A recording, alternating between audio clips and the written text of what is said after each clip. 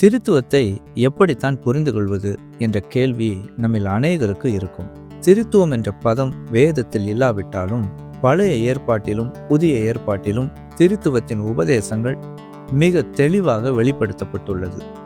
பழைய ஏற்பாட்டிலும் புதிய ஏற்பாட்டிலும் மிக தெளிவான வசன ஆதாரங்கள் இருந்தாலும் அவைகள் எல்லாவற்றையும் சொல்வதை விட அவைகள் சொல்லும் திருத்துவத்தின் மிக முக்கியமான அடிப்படை சாரத்தை உங்களோடு பகிர்ந்து கொள்ளும் போது அதன் அடிப்படையில் நீங்கள் வேதத்தை வாசிக்க வாசிக்க உங்களுக்கு போதுமான தெளிவு கிடைக்கும்.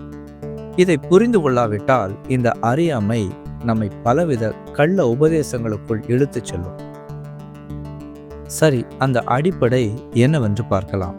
முதலாவது, there is only one God, தேவன் ஒருவரே. இரண்டாவது, there are 3 divine persons in one being, 3 நபர்கள் ஒரே சாரத்தையும் ஒரே இயல்பையும் உடையவர்களாக இருக்கிறார்கள். மூன்றாவது, they are co-equal and co-eternal, அவர்கள் ஒவ்வொருவரும் சமமானவர்கள் மற்றும் நித்தியமானவர்கள்.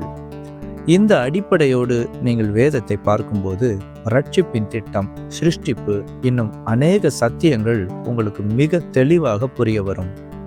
தேவன் தாமே உங்களை தம்முடைய சத்தியத்தின் வெளிச்சத்தில் நடத்தி உங்களை ஆசீர்வதிப்பாராக. ஆமேன்.